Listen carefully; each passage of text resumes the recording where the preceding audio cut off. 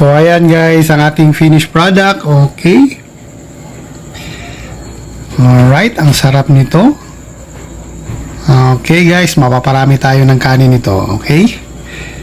Wow. Sarap nito. Dilatang ulam na pinasarap natin. Okay. Kainan na! What's up again guys? This is Kai and Lex TV. Okay, good evening. So, dinner time na naman. So, magluluto na naman tayo ng ulam natin ngayon. So, ang lulutuin natin ngayon ay isang simpleng ulam lang guys. Okay? At murang-mura lang. Okay? So, ito yung dilata na ulam, no? Okay? Gaya nitong century tuna. Okay? Gaya nitong century tuna. Okay? So, pasasarapin natin tong century tuna, guys. Alright. So, magluluto tayo ng century tuna. Okay? Sasarapin natin. So, init na tayo ng kawali. So, pwede din gawin ito, guys, sa mga ibang klaseng tuna, can tuna. Pwede din gawin, guys. Example lang yung century tuna. Pwede ibang brand, no? Wala naman tayong ini-endorso dito. Kahit anong can tuna, no? Can tuna, okay lang. Pwede din sardinas, okay. So, mas masarap kasi itong, ito kasi yung, isa sa paborito natin, century tuna, hot and spicy, okay. So, ayan guys, nagpakulo na tayo. Alright. Okay. Huwag natin masyadong lakasan yung apoy, tamtaman lang. So, maglagay na tayo ng mantika. Okay. Alright. So, ibang ingredients natin guys. Ito yung ibang ingredients natin. Yung ilalagay natin. Okay. Bawang, sibuyas, bombay, sibuyas daon, at saka sili, green chili. Okay. Okay. So, ilagay na natin itong bawang. Gigisa na tayo. Alright.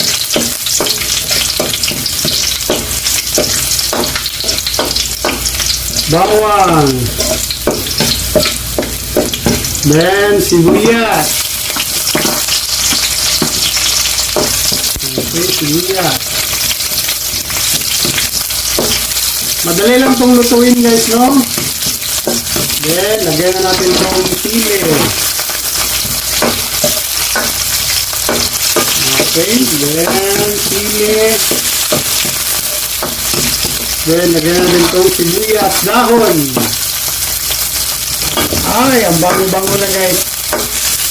Woo! Alright. Bango na guys. Then, ilalagay na natin yung century tuna. Okay. Yan.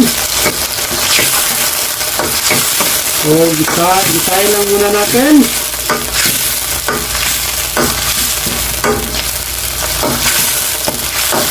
Okay. Isa-isa. Then, lagyan natin ang itlog.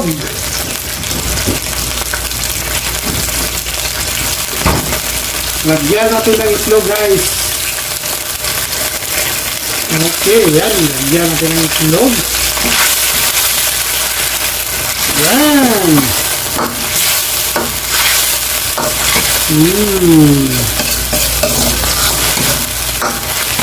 Ay, ang sarap guys. Ang sarap ng sa amoy pa lang guys. Ang sarap-sarap na yung amoy, no? Okay, then titimplahan natin to guys, ha. Lagyan natin ng konting asin lang guys. Konting asin lang ilagay natin. At saka black pepper. Ito naman si Meow Meow. Asin natin. So, konting asin lang guys. Konting asin. Yan. And then, lagyan natin ng black pepper.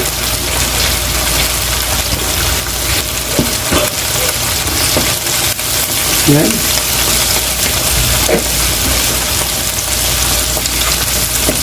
Okay. Then, haluin natin ito, guys. Alright. Woo! Ang sarap, guys. Napakadaling lutuin. Simpleng-simple lang. Ayan.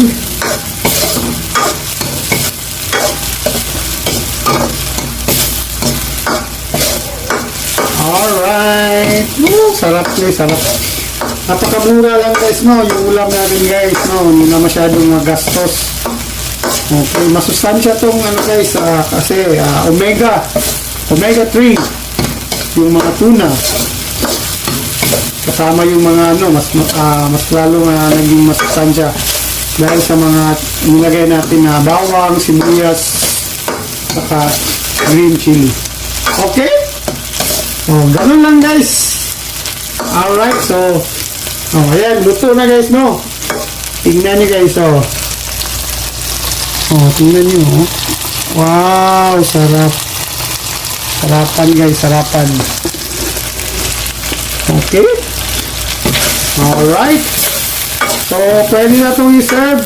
Alright. Tapos na, guys. Ganun lang kadali. Dilatang ulam. Okay. Pasasarapin natin. So, again, guys. Patayin na natin, guys. Alright. Okay, luto na ito. So, again, guys, thank you so much sa palaging panunood ng ating mga videos at saka palaging nagre-react sa ating mga videos at mga posts, nagko-comment. Thank you so much, guys. Okay? So, luto na yung ulam natin, ang century tuna with egg. Okay? Ginisang century tuna with egg. Dilatang ulam na pinasarap natin. Okay? So, again, guys, kita-kits tayo sa ating susunod na mga videos. Again, this is Kai and Dax TV. Bye!